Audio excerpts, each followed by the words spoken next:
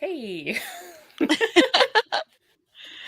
We are kind of live. we're kind of live. Hello, We're happy not dead. Wednesday. We're not dead. Listen, technology is the worst. So the fact that we're here on Wednesday, June 21st at 9:03 p.m., I'd say we're doing pretty good. We assure you we're okay. Yeah. Let's see. Are we live in the group? I don't know if I see us in the group yet. Hmm. It's not coming up for me, at least. Let's find out. Are we showing up on YouTube? Let's see. Let's see. Hello? Um I don't know. Yeah, I don't see us on Facebook either.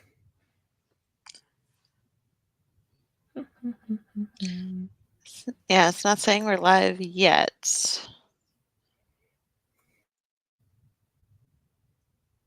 I have it going there. This is weird. Sorry, guys. It's That's all okay. We are right. live on YouTube. All right. Okay. Oh, I'm I like see trying us to make now. this work.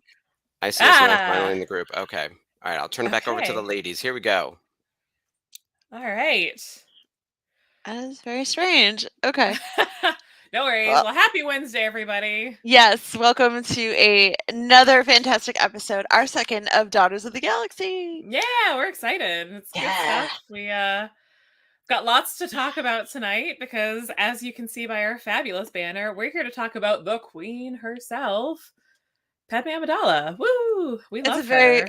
royal episode, as It's you a can very tell. royal episode. It's Very true. We should royal. have had like tea and like fancy stuff. We could have made it like a real like royal to do. Yeah, or like headpieces out of cardboard. We we, We really we, dropped the ball on we this. totally failed, but you know what? We have these snazzy. Oh, Jamie, where'd There you we go? go. I don't know. I'm still here. I'm just I a have disembodied voice. two. Okay. Got a Yeah, lot of sorry, power there, guys. Ashley. Yeah, damn. Hey, There we there I go. am. Much better.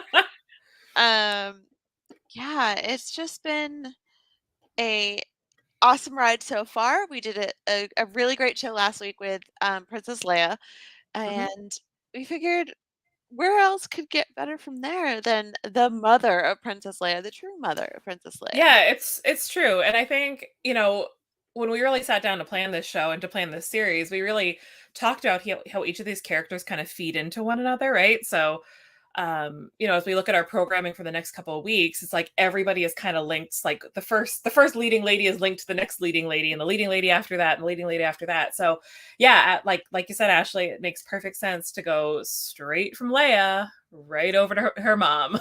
Exactly. So not only is Padme um, from a very young age a civic minded person, Mm. and she cares a lot about those in need of her planet Naboo. Um, she became queen at a very young age. Yeah, absolutely she did. So, and I think even before she comes queen, like one of the things I was really thinking about as I sat down to prepare for this show, right? Like the whole Skywalker saga wouldn't have happened without Padme. Oh yeah. Like when you think Thanks, about it, like she Anakin. was thanks Anakin. She was really the catalyst of the Skywalker saga in so many ways. So yeah, there's definitely a lot of her history really just sort of bleeds into the rest of the saga. But yeah, Ashley, like you said, she entered civic duty at what, like 8 years old or something like Yeah, that. she was really young, and but she just wanted to make the planet a better place for those. And she was born 2 days after Empire Day, so she knew the restraints that the Empire was putting on her planet Naboo. She knew that the Senate was kind of like, I don't know, enforcing unfair things, and she spoke out from against all of that. So one of the things that I love, and I mean, if you watched our last episode about Princess Leia, I waxed poetic about books. I'm really into books. I'm going to start my book club. She's I book think queen. Love the I'm going to books. start that book club. Yeah. Um, but when we think about like a character like Padme, I think there was a lot of criticism in the prequel trilogy about how she was very sort of one-dimensional in a lot of ways. Like, we didn't see a ton of Padme unless it was sort of beside Anakin in so many ways, right? Like, we saw her, of Right. course, her iconic lines like "This is how liberty dies" with thunderous applause, and we saw her. Am I allowed to say ass? Can I say kick ass? We saw her kick ass in that arena. Totally. Oh my god. Forget those next So two. She handled her business. yeah, she's got it. But I think what really made me fall in love with Padme, and the books that I'm so happy that exist, and I hope they don't get thrown to Legends. I can't see that they would. Are the E.K. Johnston, the Padme trilogy that she wrote. So this is me plugging 3 books. They're really quick reads, I promise. But some of the things that really stood out early in her career kind of mirror exactly the footsteps that Leia followed in. She, as we talked about, she entered. Oh my gosh, what's the name of the agency? It's like this. My gosh, I literally wrote it down because I knew I was going to forget these words. The Legislative Youth Program. Yes, that's the one. Yes. But she did that to represent her planet of Naboo. She did that to, like you said, better her planet of Naboo, and to kind of get her feet wet in that political world, right? Yeah. But what's great is that if you follow it up with Leia, Princess of Alderaan, Leia did the exact same thing for Alderaan. So it was like a beautiful little parallel mirror Yeah. moment between mom and daughter, which I thought was so great. Mhm. But that experience that she had, of course, gave her the opportunity to sort of shine really brightly and to catch the right attention from people that could ultimately launch her political career. What I think is so fascinating about Naboo is that she was queen not once, but twice, and she was elected. Why are we not electing royalty here? Yeah. Forget UK. birthrights. I'm looking at you. I'm just saying. Listen, I love my UK friends. But she was elected twice, Yeah. and she was only like 14 years old. Come on, Right. girl. Yeah, that's huge. Um, Yeah. so it's just strange. And when we meet Padme, we don't know that that's not her. Right. When we meet Right. her in the Okay. prequels, like she has many handmaidens for the safety of the role, and is during like a very tumultuous time, and Mm. and you know the war, the Star Wars, the Civil War, The war, um, the Star War. the Star War. Um, but she's when we meet Queen Amidala, it's not Padme. It's not And Padme. we don't find out until later that she has handmaidens that often body double for her, and it allows her to be safe and Naboo to still have a ruling person there. And it's, Mhm. I don't know, it's like card tricks, just like swap them out. And it's, it's something that I always found really amusing when it came to like the history of Padme. So, um, in a way, I could see why, because we know what happened with, like, yes, all hail the queen. We know what happened with the. I really don't like how they did the people that tried to kidnap her in episode 1. Ugh, very very racist now, but yeah. So the handmaidens, I think, are so fascinating, right? So, Yes. again, I'm like trying not to spoil the books, but if you want to know more about these handmaidens, the whole journey from the very beginning of like why that program really came into play is so fascinating. Because I mean, all of the royal guard on Naboo said, "Oh, you need to have bodyguards and you need to have this." And Padme helped select her own handmaidens. And instead of sending her handmaidens off to like go hang out with the rest of the Naboo military, she wants to treat them as like her family. So she actually invites them to stay with her in this royal suite, and that gives them the opportunity to really like sit face to face and study one another and pick up on those little mannerisms that Padme Yeah. has, and really truly become like a second Padme or a third Padme or a fourth Padme. There are 5 handmaidens in total, if I'm not mistaken. I could be wrong. I think it's 5. Yeah. And then watching them do exactly, what they're supposed to do, and I mean, in some cases, literally sacrifice themselves to save her, I think is just so crazy. Yeah. Um, it's it's a really unique part of her character, I think. Because the other thing I noticed as I was sitting there getting all my notes in order and all my ducks in a row for the show tonight is like, my God, this woman has had more assassination attempts on her than I think any character in Star Wars. Oh Like, yeah, what's up with that? it's George putting those handmaidens into good use. That's what I'm Yes. saying. Like, hey, we give her handmaidens. This is why she has handmaidens. Yeah. Cute Newt But Gunray. then, like, even in Yeah. the Clone Wars, like, Yeah. everybody's after Padme every time. And I'm like, I get it. She's cool and stuff and, like, powerful and stuff. But yeah, I feel like any other character in Star Wars has Right. had They kind of made her like a damsel in distress to some degree. And jokes on them. yeah. And I like how even those, years before they made Leia the antithesis of that, or Carrie Yeah. made Leia the antithesis of that. So that was really cool. Yeah, and I think we saw that turnaround really more in the Clone Wars. I think, watching her in her animated format Yeah. gave her a lot of those really, I'm going to say it again, badass moments. Sorry kids, go to sleep. It's 9:15. I don't know. You can say summer. badass. It's fine. Look, I've watched the High Republic show. I know what I can and can't say. Exactly. Oh my goodness. Yeah. It works out. Yeah. So with Padme now, not only does she get a wardrobe fit for a queen, but even like her standard, everyday clothes, like you see her and her guard clothing and her tunics, her velvet tunics and things like that. So well done. So badass. Like the costume designer on this movie went above and beyond to make Trisha iconic pieces. Bigger. Really, like she knocked it out. Like, oh Yeah, so Trisha Bigger is she's a UK costume. She's Scottish, I think. She's a yes, Scottish costume designer. yep,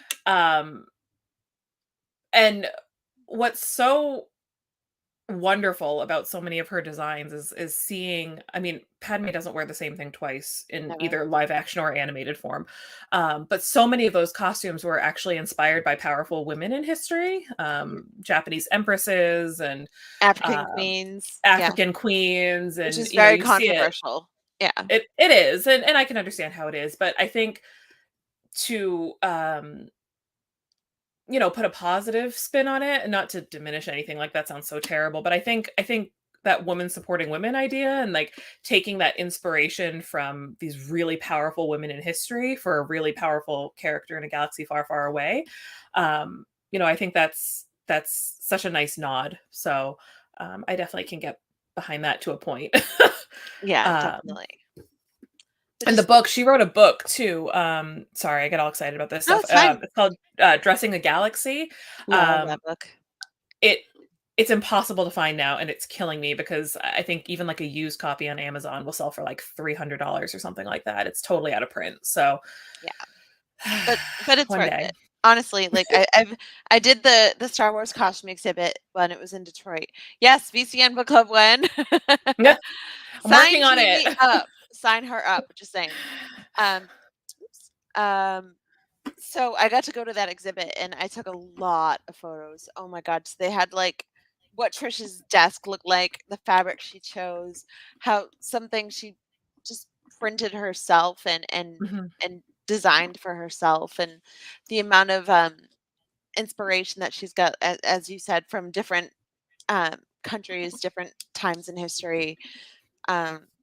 Right off the bat, China with that giant hair headpiece and that painted geisha girl style face, like just insane. And everyone's just like, whoa, what is that? Like when you see her in the trailer for the very first time, like blows your mind. 60 It was year old definitely in awe. Like, yeah.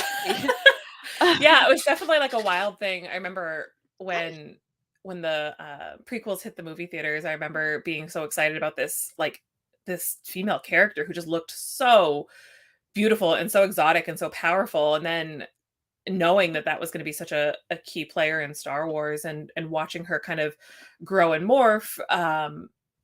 We'll talk about her demise in a few minutes here, but was so inspirational to me.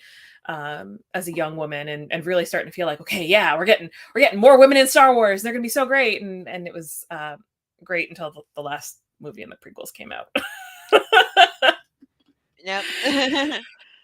So Yeah. I mean, so that's a controversial thing, right? So Yeah. before the show, I was talking to some mutuals that I have on Instagram about Padme and about Anakin. And their relationship. Of course, it's forbidden for a Jedi to have attachments, and it's certainly forbidden for a Jedi to marry, especially secretly in a fancy Italian villa with a beautiful dress. Just saying. Just saying. Oh my god. Oh my god. That wedding dress is gorgeous. Gorgeous. It is. I don't get nerdy over wedding dresses, but like, jeez. It's a beautiful look. I think in so many ways now, looking back at those prequel movies with all of the new content that we have, again, like the books, like the Clone Wars, like the comics, I just almost feel like Padme was done sort of dirty in so many ways with how her relationship with Anakin was portrayed, of course, leading up to her death of a broken heart. Sorry, I'm still bitter about that.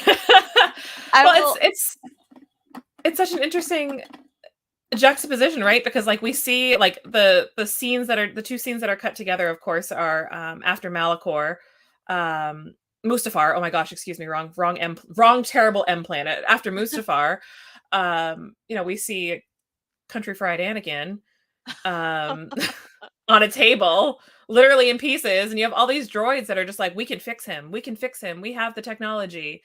And then we have an equally, technically adept set of droids working on Padme, delivering the twins, and it's like, oh, we lost her. Now, I have my theories about that, and I'm sure many of you out there have the same theory I do. Tell me your theory. Emperor Palpatine used secrets only the Sith knew. And yeah, I gotta get my monster sleeves here and just go, excellent. Yes, I think the Emperor killed her. I really do. I think he used some kind of Sith secret to sap her life force, and because he knew Anakin was very close to death, and bring it into Anakin.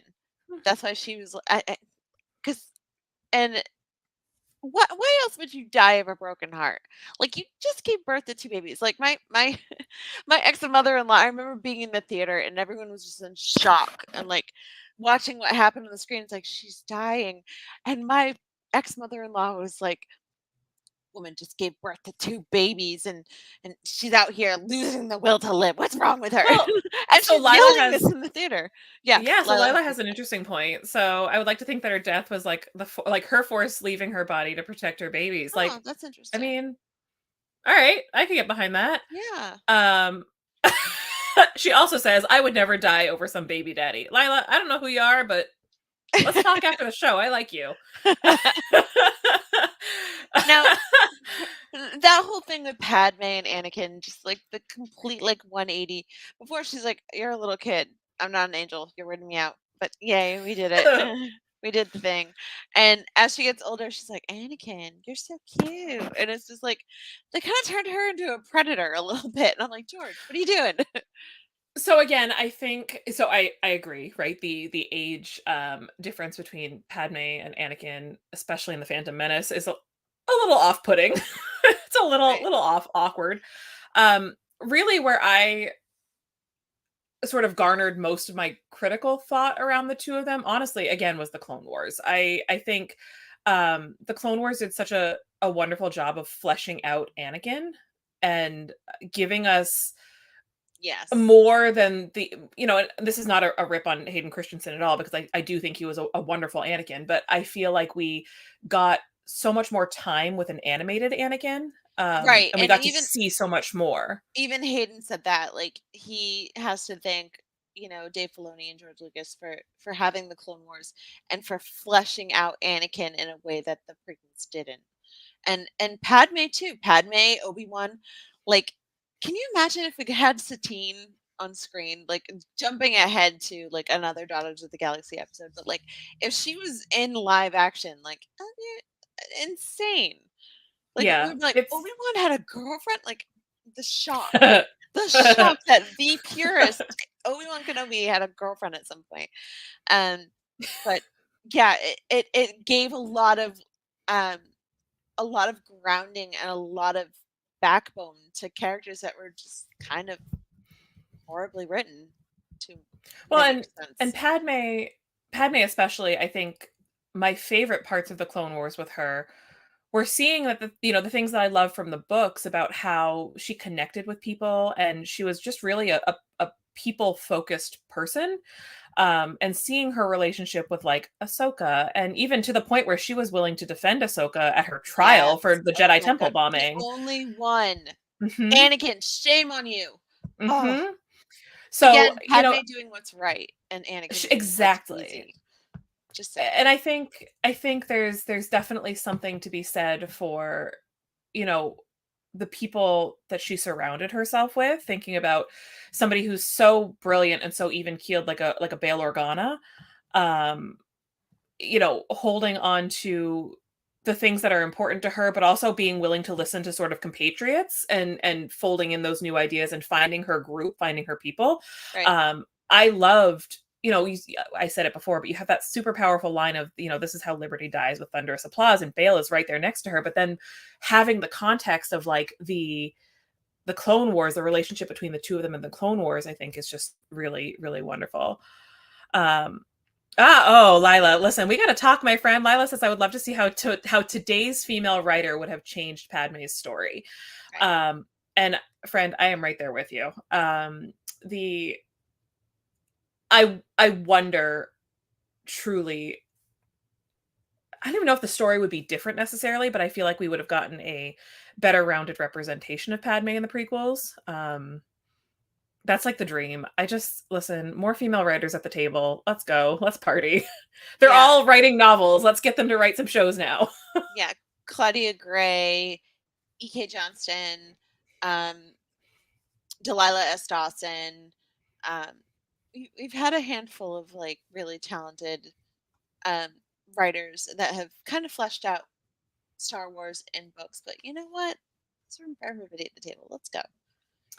Yeah, I do agree. I think having George have that much control over Padme in the prequels was maybe not as helpful as we wanted it to be.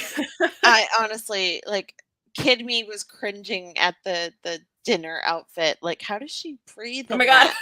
Like, that's not functional. And she's eating dinner with like not being able to breathe in this really ridiculously tight corset. And she looks like some kind of like goth queen. Like, it's so like I mean, there like were a she's couple of teasing him. Like, and just I don't know, it bothered me. It really bothered me. the fact that suddenly or somehow Palpatine returns is like now suddenly it's like somehow Padme's midriff is exposed in a battle scene. There was a lot of that. Sliced evenly across the stomach and the Gotta back. just So just gotta have thank it you, Nexu. No, it's just nice cut there. yeah. I'm so grateful that they didn't do that to her in the Clone Wars. Like, I get it; it's a kid show, and you got to be kid friendly. Oh my god! Between putting Ahsoka in a tube top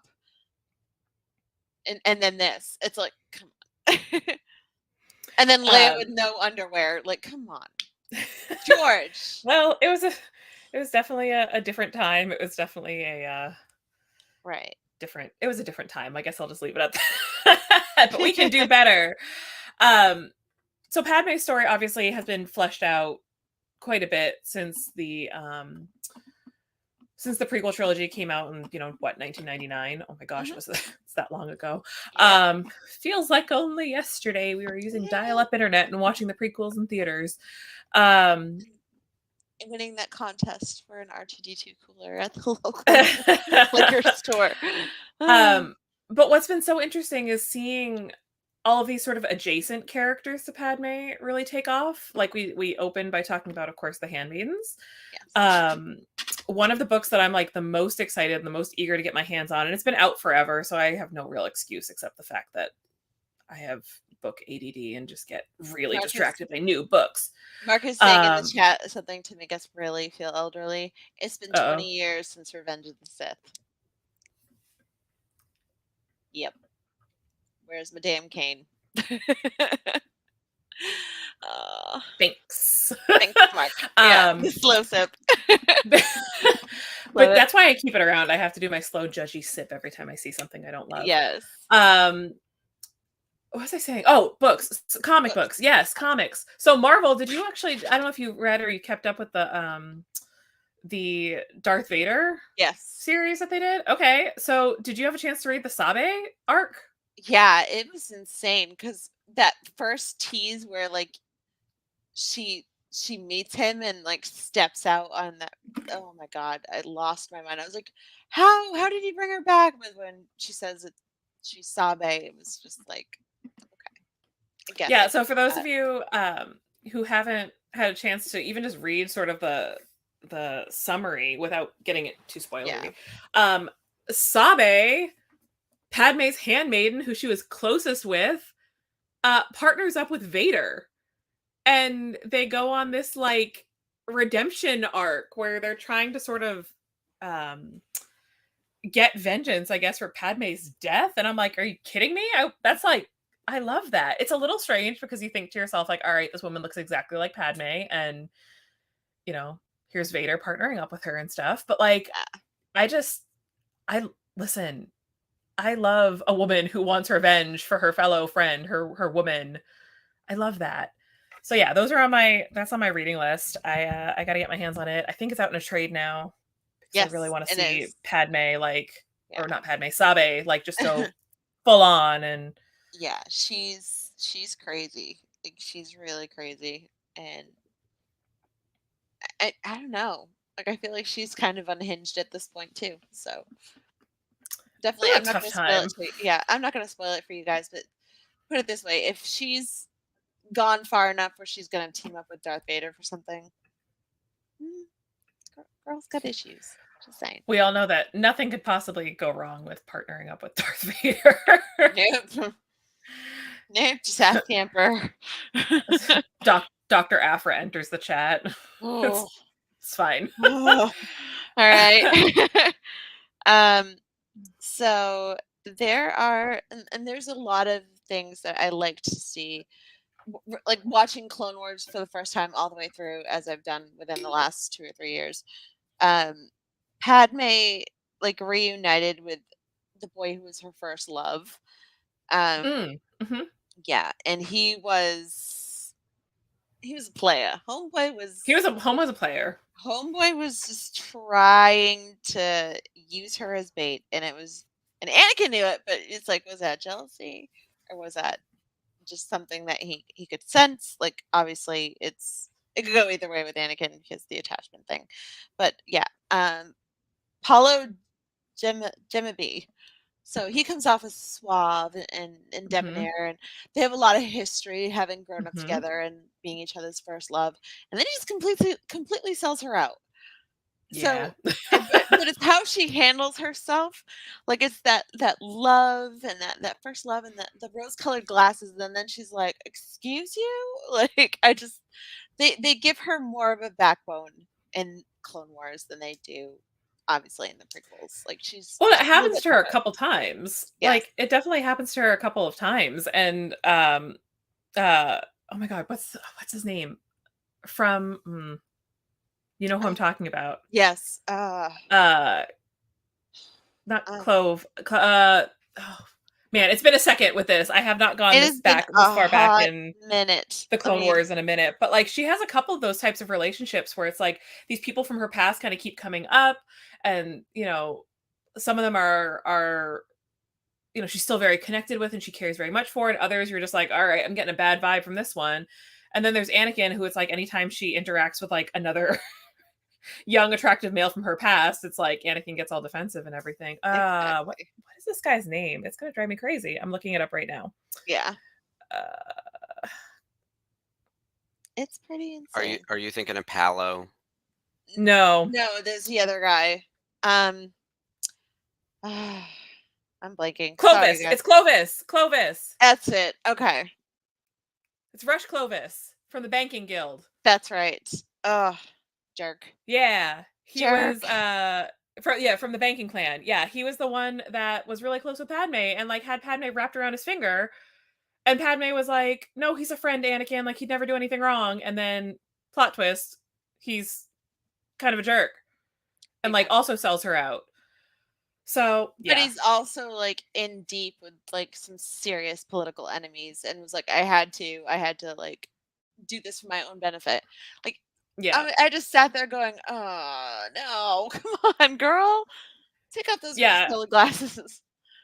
And that was one where it's like, I remember watching the episode, and when Anakin started being like, "Not sure about this, not sure about this," I was like, "You know what? Yeah, Anakin's kinda right." Yeah. So, yeah, I forgot about him until literally right this minute. When I'm they gonna get have to too sit back fancy and and too suave and she gets a little too swoony, it's like, "Run, run, girl. Don't do run, this before he girl. dies." She had great hair in this episode, though. Just Anakin was right. Can we have that on a shirt? Can we? uh, uh, I don't know if Oh. that's the message you want. Oh, oh, And then in parentheses, it can be about Clovis. yeah, That's that's it. you gotta be Yeah. careful with that No, message. yeah. The Anakin was right thing turns into genocide really quick. Oh, So, yeah, no, we ugh. don't do that here, no. Okay. About what, Ashley? The younglings? No, about Clovis. Okay. Yeah, so I think being, you know, in a place where she worked so closely with many senators, once she left, she stepped down as queen and somebody else took her place.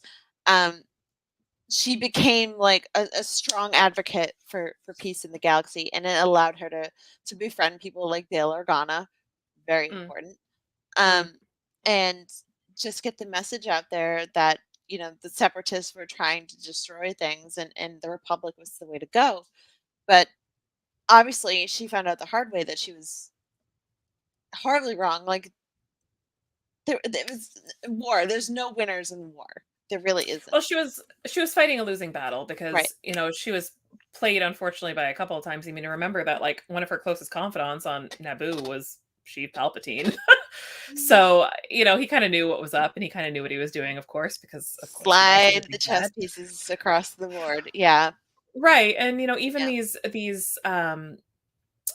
these treaties that she's trying to really work out and these partnerships that she's really trying to work out throughout the galaxy. I mean, it almost as hard as she works, it's almost like too little too late at that point because you're starting Yeah. to watch the Republic just, domino one after the other and move to the separatist sides. So, Exactly. Yeah, and you he's know, getting what he wants, and it's at her expense. And just the shock when he turns it all into the galactic empire and just but it's not, I mean, it's interesting though, because I think uh, it's a sort of come full circle to what we talked about at the very beginning is like so many of these pieces of this puzzle wouldn't have happened without Padme, good, bad, or otherwise. yes.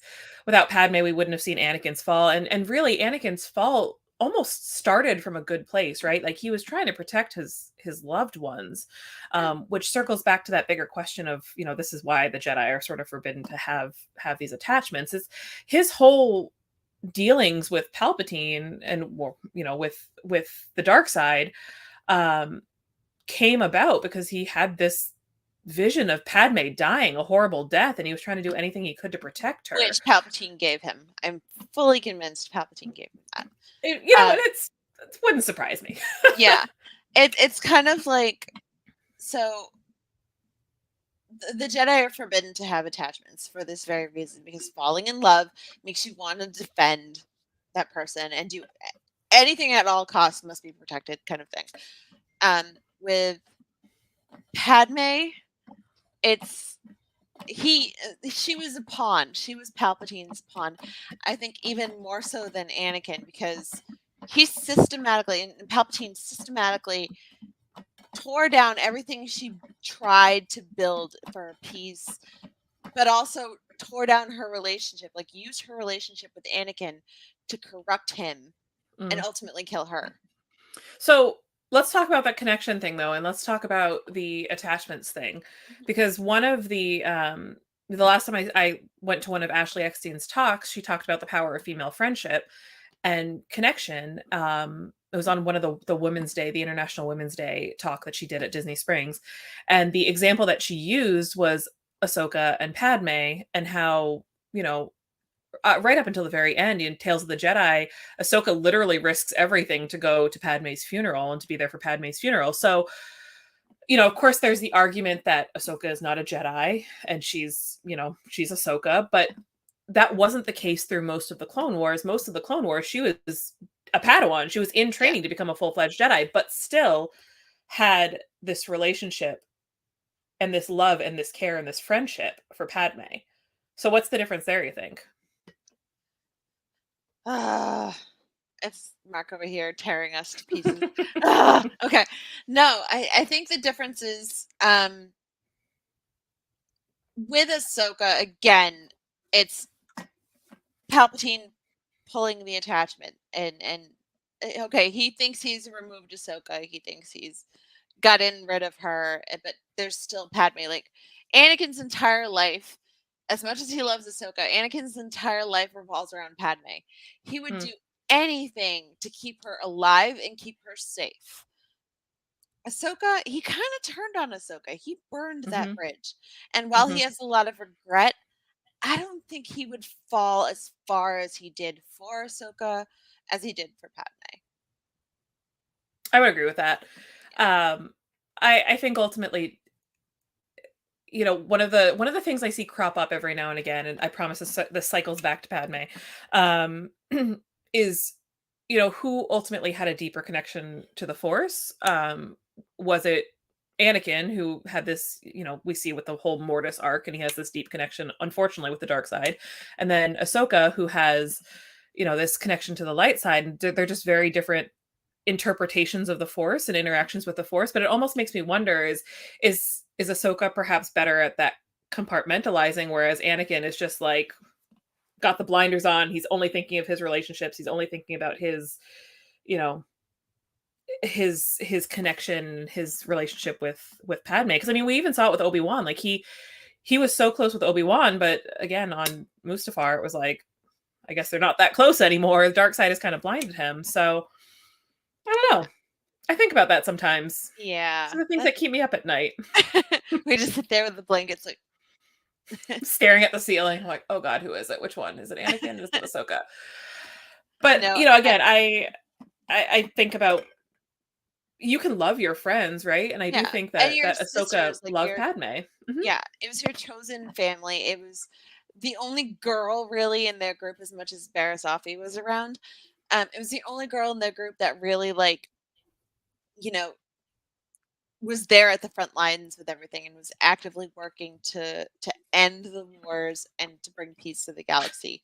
So Barris can know from some extent, but like Padme and Ahsoka, they were the inner circle. Padme, Ahsoka, Rex, Obi-Wan, and Anakin, they were the inner circle. And anything else is just kind of outside that. So they do have that bond. They do. And I think, the power of they each had a different sort of realm of influence, and their audiences were very different, which actually ties right into Lila. I'm so glad that you clarified, because I wasn't quite sure what you were asking before. But Lila says, what are your thoughts around how Padme influenced Mon Mothma? And I'm going to just go ahead and say I think she was a huge influence. I think when you start to see something as gigantic and enormous and powerful as the Republic start to show fault lines and start to show cracks and start to show like, oh, this might not be lasting, but then you see somebody else who's willing to put everything all out on the line and who's willing to share those thoughts that you sort of vibe with and you align with. I definitely think that Padme was a huge influence on Mon Mothma. And then, of course, ultimately seeing what happens to Padme, I think would be for sure reason enough to want to protect what's right and what's good. So yeah, for sure. I think that's absolutely a link and a connection. And I think Mon Mothma is a really great example of almost like what Padme could have been if she had survived. Exactly. Oh yeah, like exactly. Yes. Right down to the fashion sense, because her costumes are just impeccable. Oh my gosh. But yeah, there were very many strong influences, I feel like, in within the Senate. And I think Mon Mothma was definitely at the forefront, like, as someone who went from being a queen and just dealing with a localized government on this planet to being part of the Galactic Senate. It was okay. She was kind of like a junior senator for a time there, and she did look up to Mon Mothma. There's no way she couldn't have. Mm. Like, the woman was just such a force, and it allowed her to just realize, like, what's right and what's wrong, and are you willing to fight for it? Like, how far are you willing to go, and what are you willing to say in order to get it? So one of the things I would love to see Star Wars do, I would love to see Star Wars do this. I have fallen way off of the Marvel bandwagon just because I couldn't keep up with both Star Wars and Marvel, and like my brain wasn't big enough for two, so Marvel just sort of went to Gotcha. the side, and I'm still Right. on Star Wars. But I would absolutely be beside myself if they were to do something like Marvel's What If with Star Wars, where We could write it Padme ourselves. Like, listen, let's go. Open up that Google Doc. Let's party. like, okay. Um, So last week, but like if Padme survived, yeah, she would be right there with Mon Mothma. She and Mon Mothma would be like leading a rebellion. the queens. Come The on. queen. Yes, Just saying. easily. Lucasfilm. Look Call me up. us. Mhm. Yeah, Lila says we are finally getting that story that women will go to battle through Mothma. Absolutely. Like, the amount of espionage, the amount of corruption in her path, the amount of, like, kind of gray area things that she has to do in order to save people and to get the rebellion started. Yeah, that is exactly it. And I think Padme had a lot to do with it. Like, Mon Mothma is just no longer that white dressed lady who just had that bright shock of red hair and was just speaking at the briefing when they were going to get the second Death Star. Like, this is she's leading an active leader in the rebellion, even if it's behind the scenes now and not so much on the pulpit. Um, it's there, and I feel almost cheated that we didn't get to see Padme and Mon Mothma get to do this together. Ring ring, I know. Lucasfilm. I'll write it. Let's go. Let's Yeah. party. Oh my I mean, I gosh. probably won't, but I think there's some poetry though, and so Padme wasn't there to fight a rebellion, but I mean, her kids ended it. You know what I mean? Like her kids like literally blew the Death Star out of the sky and won the Battle of Endor. And So her grandson continued it. Come yeah. on. Damn it, So, Carlo. yeah, well, yeah. Um but I do think there's some poetry in that, and I would love to have seen, even if like they were to do like some comic mini series or a what if or a from a certain point of view or something that Yeah. would give us a timeline where Padme could be a part of that rebellion. Oh my god. I've seen like fan art of some of these incredible fan artists that have done like interpretations of like what a rebellion era Padme would look like. And I'm like, oh my god, that's I what we know. want. I know. Oh. But again, I guess I understand that we had to have Darth Vader or else we wouldn't have a franchise, and we couldn't have had Darth Vader without Padme. It's a slippery slope. So Right. And it's take the good with the bad. exactly. And I we know Natalie Portman is such a smart actress. Um, she's beautiful. She's got brains. She left Hollywood to go to school. One of the very few actresses that like actively left Hollywood and were perfectly fine with just like at the height of her career to just go to college. Mhm. And it's like she was practicing what she preached, And I felt she gave a strength and a gravitas to Padme, as much as George's writing kind of suffers sometimes. She'll come back. She said she wants to come back to Star Wars. Yeah, absolutely, sign her up because I want to see her back. Honestly, the amount of grace and strength she gave the character while even all these crazy things were being kind of like pushed at her, and I think the same thing that, it'd be nice if somebody interviewed her now, and she said the same thing that Hayden said, that the Clone Wars really brought Padme into fleshed her out and made her a more realistic character and not so one dimensional. But I don't feel like Padme was ever as one dimensional as Anakin could have been, or Anakin has been in the prequels. She was a little more fleshed out. Well, I think one of the things that sort of worked, I'm trying to figure out how I want to say this. I think that what some of the things that did work in Natalie Portman's favor is that she was Padme for 3 movies. Whereas the role was split because Anakin was so young in The Phantom Menace. So Hayden really only got 2 films to kind of flesh out a character, whereas Natalie Portman got all 3. Right. So I think there's something to be said for that. Doesn't forgive everything, but something to be said for that.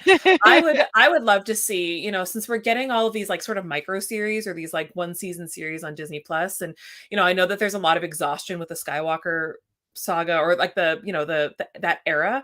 I would love to see them do something with E.K. Johnston's books. I would love to see them do something really focused on her life on Naboo, or the Handmaidens, or her role. Like, I mean, even if they did like a young Padme, Right. So giving us that sort of origin story. I don't know. Right. Again, But I you don't know don't want if to there's an make it audience for that. right, but you don't want to make it wishy-washy, and you don't want to make it repetitive. You want to give her some strength and gravitas, kind of make it like a cross between Clone Wars and Andor, I think. It's kind Yeah. of I would, and again, I think with the onslaught of Star Wars visual media at this point, I certainly don't see anything happening with that soon. But I think now that Natalie Portman has sort of like done the whole like, hey, I would come back. Like, yeah. sure, I would be Padme again. I think now everybody's starting to really dream of like, okay, well, how could we use her? How could we have her come back? And she's too big a character and too big a performer to just waste on like, oh, she's a hologram in a flashback for 6 seconds. Like, I don't see them doing Exactly. that. And they might have to de-age her a little bit because she died pretty young. Like Padme died pretty young. And that's something else. That I A hope lot they of figure it out. handmaidens.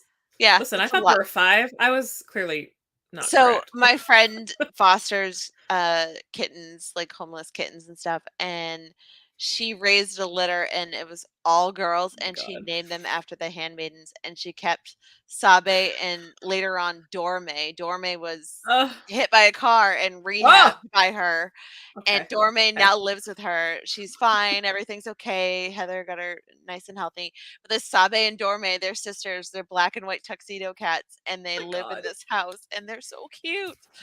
So Little if you're gonna, orange collars to match the robe. oh, Stop. I I would know. die. It's just like look at me.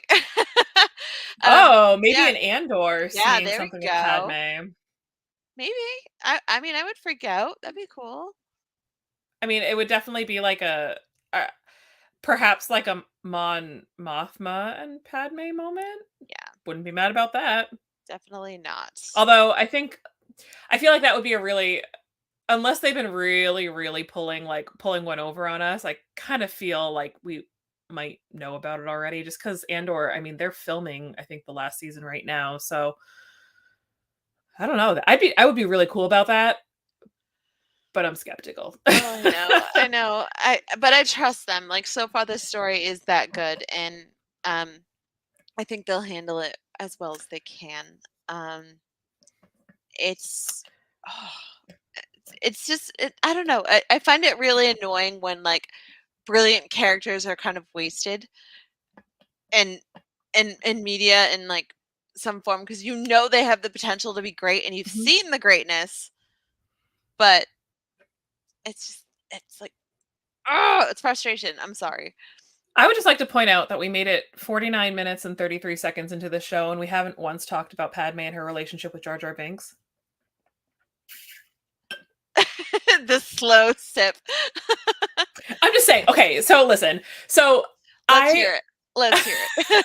I know you're just bursting at the seams. Just say it, Jamie. Just say it. No, honestly, it was one of those things where it's like I got all cocky about it, and now I'm like trying to backpedal and be like, no, I know I have a point here. It's just we're gonna have to probably take the long way to getting the point. So, We got some okay. time. No, listen, we have like the Gungans were such characters in like the Phantom Menace where everyone was just like, oh my god, anything to get these characters off screen. But I feel like in the Clone Wars, Padme was like one of those characters that like really put a lot of her faith. I mean, Jar Jar Binks literally saved her life in an episode. Yeah. So I mean, we need to talk about the fact that like Padme is one of those characters that really just sees so much value in people. And even though the rest of us were like, oh, Jar Jar Binks. I'm sorry. Jar Jar Binks had his absolute redemption arc in the Clone Wars at the hands of Padme Amidala. I said what I said. Facts. I said what I said. Facts. That was not nearly as the Clone long Wars episode. a path to get to that point as I thought it was going to be. No, right. This episode has been all over the place. And it was kind of shocking because it's like, okay, he was kind of an annoyance. Like ultimately he was there for comic relief. But it went back and it gave some real presence and some real heart to a storyline and it fleshed it out. So just says who Padme is, you know? Yeah. And the Gungans and the Naboo folks, you know, they coexist. They were all they had to coexist. So I think listen, Padme says that Jar Jar's not so bad. Gosh darn it, Padme's right. Yes. Jar Jar's not so bad. Yes. As we've Join us for our next episode as we talk about Jar Jar Binks. He counts somewhere. It's the day I get fired from the BCN. No. We love our resident crazy little Gungan. And yeah, Jar Jar was her BFF, the kind that you keep around to confuse everyone in your circle. You like to keep it real. Yeah, exactly. Mm-hmm. Exactly. Yep. Like you're a real person. Everybody matters in your circle. You're not, yes, you're not just a hanger-on. You're part of the family. Agreed. I think I just heard Spencer scream at the thought of us having a Jar Jar hour on the VCN. He's at home dropping his coffee cup on the floor like, what? What was that? Oh my goodness. We're not doing that. Yeah. I really think, and I'm kind of bummed that they didn't put the C's, but I can kind of see why. The scene when they're on Geonosis and they're tied to the pillars and the Nexu are coming to get them in the giant lizards. I'm sorry, I'm blanking on the name of the lizards. Throw it in the chat if you know what it is. Definitely know it's an Nexu, and they're about to be eaten. It's her, Obi-Wan, and Anakin, and they somehow make a daring escape. I was wishing to God that it was Padme who was kind of leading that charge. She's like, small wrists in these chains. She can break free. She can get them out of there. Like, give some kind of oomph to the character. Make it so she inspires her daughter. Like, somebody's got to save our skins. It might as well be me, you know, and just do something. And I was sorely disappointed that didn't happen. They just kind of like, oh, she tore her shirt. Damn. I will say, I do love the fact that the arena outfit was clearly inspired by Leia's original white gown. Yeah, I think there's some definite parallels. Oh there, yeah, and that made me really happy. It's okay. So I feel like as we kind of come close to the end of our show here, we have to talk about your favorite Padme look, because we've talked about how incredible a character is, right? And we've talked about how powerful a character she was and her huge influence on the entire saga, and some of the most prolific characters in the saga. But like, Padme's a fashion girl. She's a fashion queen. She manages to do all of those things while still looking fierce. So even when Ashley, she's a senator, right? What's your favorite? Okay, I have a couple of favorite, and you guys can drop yours in the chats. We'll read them off. Yeah, and agree or disagree or just accept. We will do all the above. So my favorite is actually, I do like the Geonosis look. That was cool. Because it was like, oh, she's wearing pants. Like, yeah. like she's not stuck in a dress. But again, also I really liked this look because I liked the tie-dye colors and like sunset. So I'm just going to put this on so I can. Yes, absolutely. And there it is. Yeah. You should have been wearing I that the didn't. whole show. I know. I didn't want it to look weird. But It looks fine. I also really liked I'm trying to remember which one it was. Her There was kind of a delicacy to the end of the Phantom Menace look, like her celebration, her jubilee look, where Okay, she's that's very one of my delicate favorites. and painted. Mhm. And I've drawn Padme so many times. I've drawn her costumes, not as much as my friend Don Murphy, who's made like entire gorgeous celebration prints based on Padme's entire wardrobes.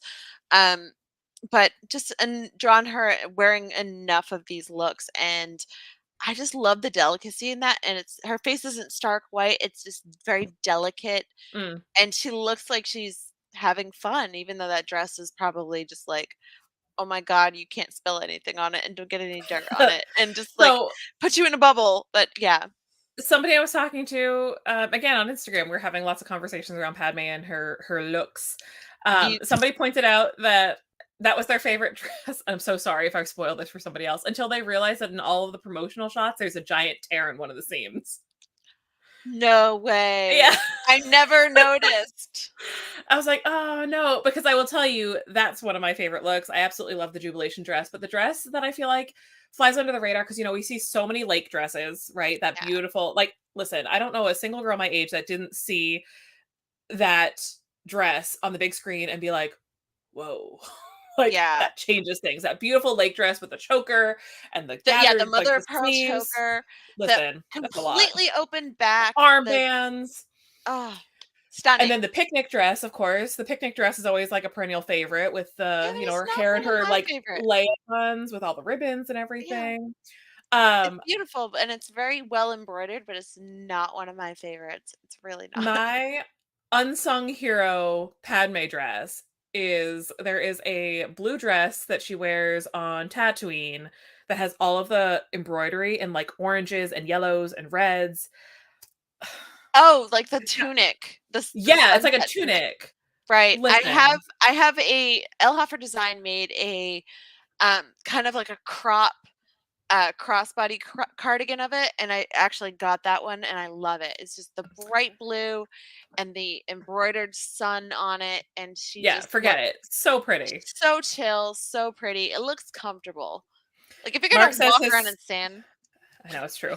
yeah, Mark says his favorite is from the episode Corruption of the Clone Wars. Hang on. I feel like we're on what's that show that Raja does? It's like Boot or Toot, where they talk about like fashion. I love right. that. So we're looking it up right now. The Clone Wars Corruption. The clone Looking it up. Looking it up. It is the 5th episode of Star Wars: The Clone Wars. I don't have them memorized, really. Somebody knows what I'm talking about, Toot or Boot. Let's see. Oh, that's when she has the crazy hair, isn't it? I mean, it's all crazy hair. It's Star Wars. It's Star Wars. Is We all got this crazy hair. Yeah, season 3, episode 5. Yeah. That's a pretty fierce look. And that's one of those moments where I'm just like, all right, so let's talk about gravity in Coruscant because what's that doing with her hair? The hair is wild. It almost, listen, Mark, I hope I don't ruin this for you, but it almost reminds me of like moose antlers. Yes. It's a Oh lot. my goodness. Oh my god. But the dress is beautiful. See, Um, so for all of those who don't know, you can kind of see it right there. it's a It's her very and Satine Satine. approved outfit. Yeah, I Yes. feel like Satine would approve that. She's just like, yeah, that's one of ours. Oh, the couples are hanging out together. That's what I feel like saying. I Oh, mean, you're not wrong. right. I Satine mean, approves. the hair is really weird, to be honest with you. But I love the structure and the collar, and I Mm. love the rest of that outfit. It's just that hair piece. It's like, what's And happening I there? will say, I was really reluctant to bring up a ton of the Padme costumes as we talked about Padme because I didn't want that to be like what she's known for. Like everybody knows that Right. she has these beautiful dresses and everything, but I will tell you that I do think a lot of it was, I mean, by design to really protect her presence in the Senate, of course, and to put this face forward. She was a queen and everything, but I also love that there were a lot of like throwbacks in her designs to maybe unused designs from Leia and other Yeah, bits and pieces from Star Wars that never actually got to see the light of day past these sketch designs. So it right. was really great to like see them get their moment in the sun. Mhm. Um, but it's also like when you look at like all of these other women that we're going to keep talking about, really aside from like Mon Mothma, a lot of the women in Star Wars just have very tactical, very, you know, They're soldiers. Yeah, they have basic, yeah, they're all very soldiers, they right? have, So this is and our it's chance to war, gush. and It's war, it's exactly. yeah.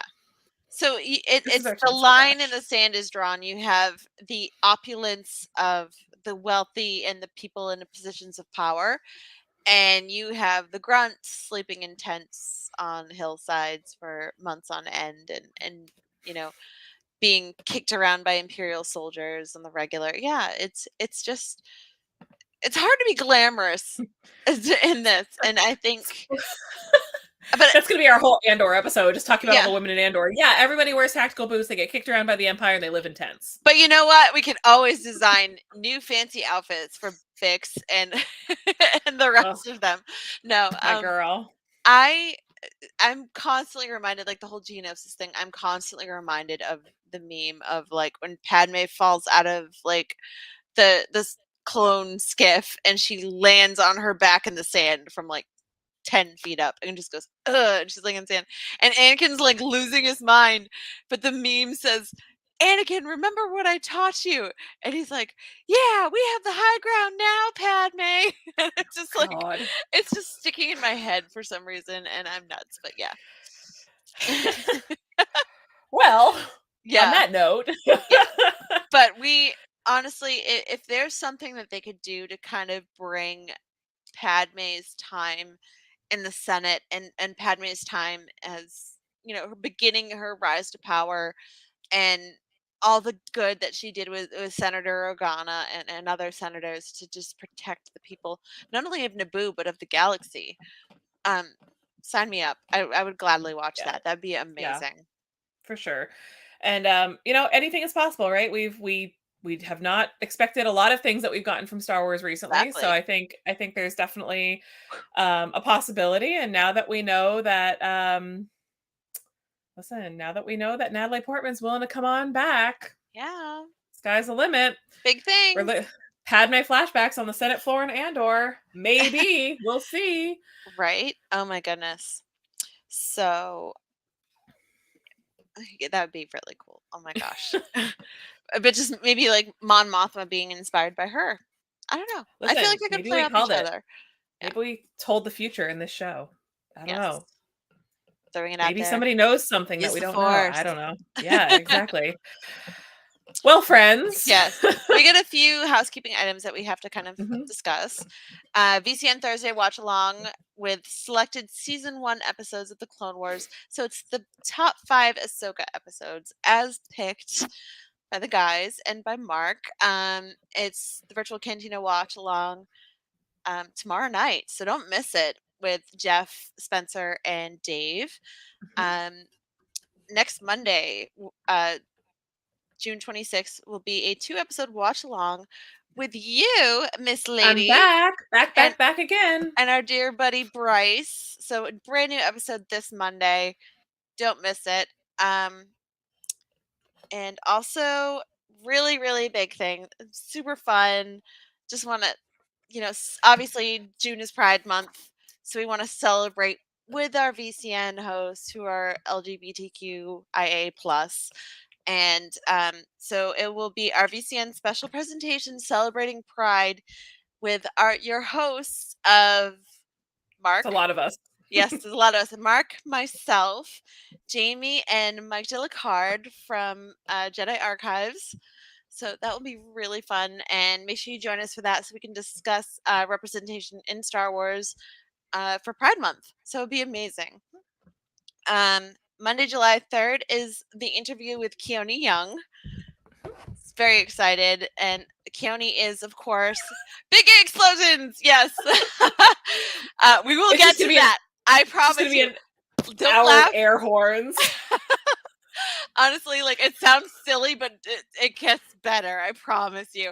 Okay, so Keone Young is the voice of Commander Sato, as you know, and He will be on our show on our July 3rd episode. We have Pride merch on our TeePublic store, so make sure you get on there and purchase those. Rebels Pride, Wookiee Pride Day, right here at the link below. They've also added a new shirt based on our discussion that we had. Big gay explosion. Mm-hmm. It's amazing. It's the Death Star and It's a all of rainbow those things. It's blowing big, it up. it's gay, and it's an explosion. It's hilarious and it's amazing. It's reminiscent of our times, blowing up the tyranny. Yes. And obviously because we have our 4th of July t-shirts coming out now, make sure you get those in time for the 4th of July coming up in a couple weeks. Yeah, it's coming right up. Yes. So coming right there's up. a lot of things happening. It's exciting. I'm happy. Marching ever closer to Ahsoka. So just remember, as we get closer to Ahsoka, that Ahsoka wouldn't be here without characters like Padme Amidala. Exactly. And the most heartbreaking episode, I have to say, of Tales of the Jedi, honestly, was her telling Bail Organa, she was my friend. She was my friend. And she just looks so heartbroken and so sad. Like, she just looks destroyed. So, yeah. But so on that positive note, yes, we're leaving that off. Summer Snips continues up until the premiere of Ahsoka on August 23rd. So make sure you join us every single week for the best of the best in Ahsoka. Yeah, it's good stuff. It's going to be a lot of fun. We have lots of fun things coming up. Our next show, if I'm not mistaken, Ashley, correct me if I'm wrong. I think we're talking about My Queen and Yours. Are we up to Hera Syndulla? Yes, we are. It's going to be so fun. We're going to block out 2 hours for that show. Oh my God. Make sure you know, Mark. Jamie's calling it now. Like, we can just do an entire 2-hour episode on Hera and all the things that she's brought to the galaxy and brought to the Rebels crew and brought to the rebellion. So 2-hour special. So what I would say is we're having some we've been having fun on Instagram. I know I've been getting like people talking about their favorite Padme things for this week for Instagram. Awesome. So of course, if you have any thoughts, questions, ideas, concerns, comments, hopes, dreams, aspirations, you know where to find us. Our handles are right there. We are super approachable. We love talking. So by all means, please make yourself available. We would love to talk to you. Otherwise, Ashley, unless there's anything I forgot, I think it's like May the Force be with you time. I definitely think we're all set. Well, again, as Jamie said, and so succinctly put, thank you guys for joining us. And if you have any ideas on anything that you want to see, any women of Star Wars that you want us to discuss, please drop it in our socials and feel free to drop it in the chats. Let us know what you want to see because we are flexible and we will work for you. We will work for you. The elected Queen of Naboo, we will work for you. Yes. It's a democracy. It's not a monarchy. I assure you. Well, thank you guys so much for joining us, Lila and Virtual Cantina Network, Jen, Sherry. Like, you guys are amazing. We love you guys, and we will see you next time. Yeah. May the Force be with you, y'all. See you later. Bye.